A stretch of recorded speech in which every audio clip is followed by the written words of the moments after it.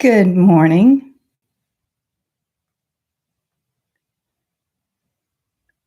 Once again, I'm going to have to go back and hopefully it will open things up. And good morning and good morning. Day 4, and the topic is, what are you looking for? Now, we all would like to have a lovely life with very committed relationships and someone we can rely on, but what do we need to be looking for to actually have that happen? I mean, it's just a matter of practicality. Now, first off, I'd like to do a little exhibit for you, Exhibit A. I hate to jump into this too fast. I want to give people a chance to get on here. So good morning. My name is Shauna Kiefer. I am an author. I love prayer and I love God with all my heart. So that is what I'm about. There's a new book I've put out. It's called Great Love for Life, and it is available on Amazon. And while we're talking about practical things, if you could, subscribe on YouTube, if you could like this video, YouTube, not YouTube. If you can like my videos, make a comment, share this with somebody who you think would really resonate with this, I would really, really appreciate that. It helps me more than you will ever know.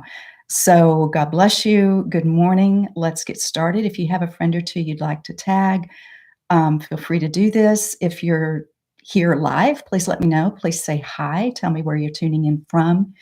And this will be available later. So if you're watching it on a replay, let me know that too. So without further ado, let's hop into this.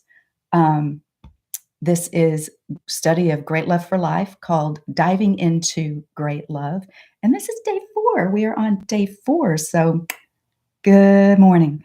Anyway, I want to show you something real quick. What I have here is a piece of paper, well, basically an envelope, and it has a long piece of sticky tape. I just put on here a couple pieces. And the first time you stick something to paper, a piece of sticky tape, is when it's going to stick the best, right? You're probably way ahead of me and you're already getting where I'm headed with this, but let's try to pull this off. Okay, this is an envelope. So it's pulling off easier than most paper would. So we're going to pull it almost all the way off. And then we'll go, no, let's restick. Let's put it back down like this. And then the more we pull it off, the easier that is to pull off, right? Until finally, it's hardly stuck at all. And it's losing its stickiness, isn't it? Here's the thing. We are created to stick with somebody. The way we work the best is to have that wonderful, like they talk about the penguins that mate for life. We are created to want to mate for life.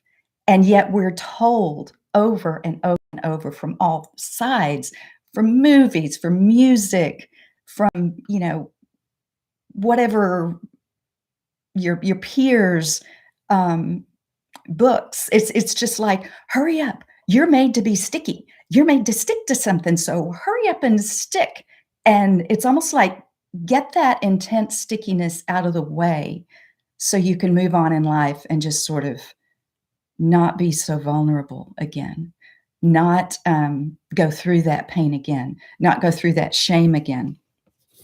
So we are made to stick. If you got a piece of duct tape and like stuck it to your arm, where you've got a little bit of hair, and can you imagine just ripping that off? I mean, not just hair, but like pieces, chunks of flesh would probably come with it, because duct tape is super sticky stuff. But we were made to bond, to stick that deeply and more with another person. We were made to intertwine body, mind, and spirit with another human being. But we're told from all sides that we are just supposed to go with our hormones. If we're really attracted to somebody, we're supposed to look really sexy. They're supposed to want us, and that's going to be our worth. if we are desired, if we're sexy, if we've got that look, if we know how to do our makeup, if we know how to paint ourselves up, especially us gals. But even guys, it's like, oh, you've got to look, have that the muscles and the thing that make girls go, oh, it's kind of cheapens us, doesn't it? It makes us one-dimensional, like all we have to offer is physicality. All we have to offer is what we look like. And, in the Bible, it makes it real clear, charm is deceitful, beauty is vain. It's gonna fade. And I mean, I ain't no spring chicken anymore. I mean, my husband's still incredibly cute. A lot of what makes him cute beyond, his height, his build, his face, his eyes, which I love, is a heart that's after God.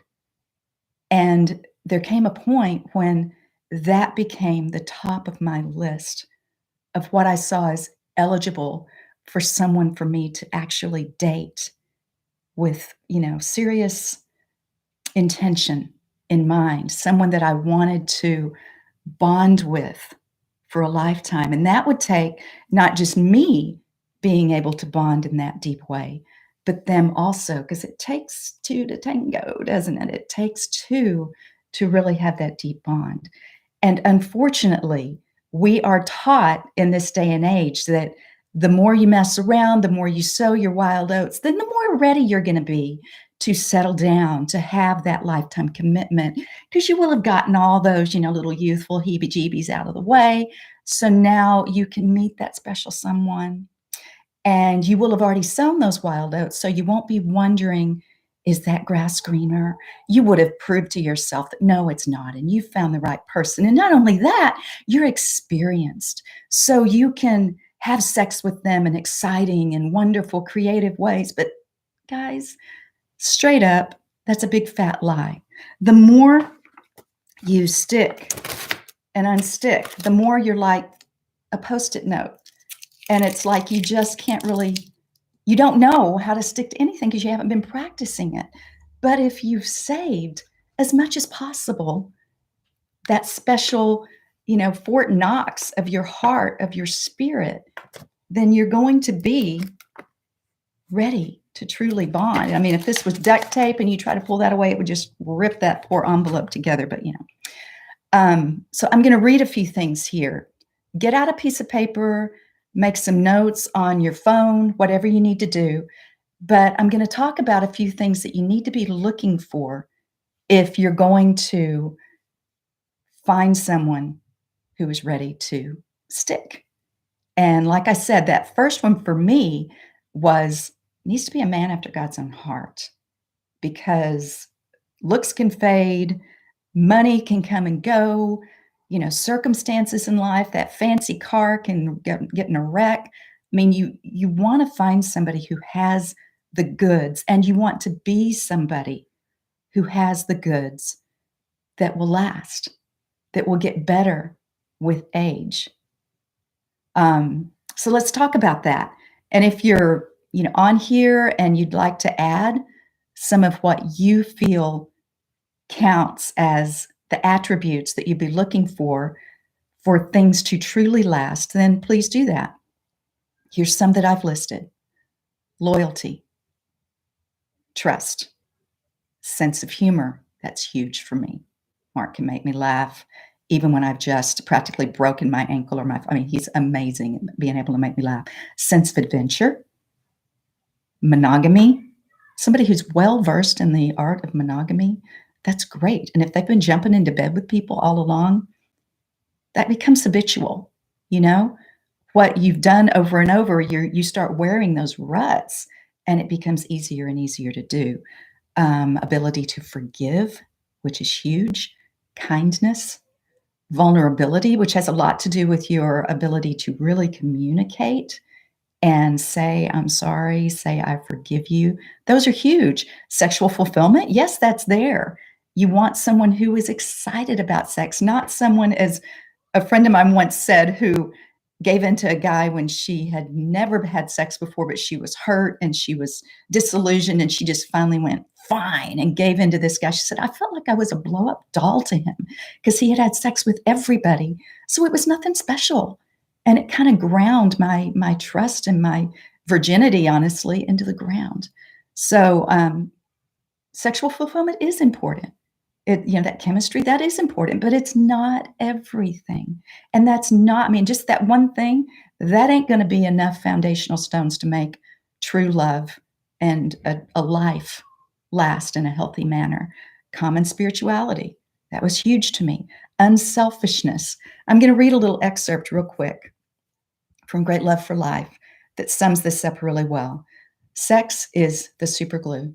There's actual DNA joining there. Bits of that person, when you have sex with them, remain with you for the rest of your life. Whether it's memory, spirit, they remain. It's the spiritual thing they talk about in marriage services of the two become one flesh. That deals with much more than just a possible child that could result from sex. We, you and I, all humans, are triune beings with a body, a mind, a spirit, all intertwined. And when you join your body, mind, and spirit with someone else, that afterimage is left behind, not just in your DNA, but also in your mind and your spirit. And the core of you, the Fort Knox of your being, is infiltrated as well. The fact is, you have a treasure inside far beyond silver and gold. You have a solemn responsibility in your hands. The treasure trove of your body, mind, and spirit are at stake.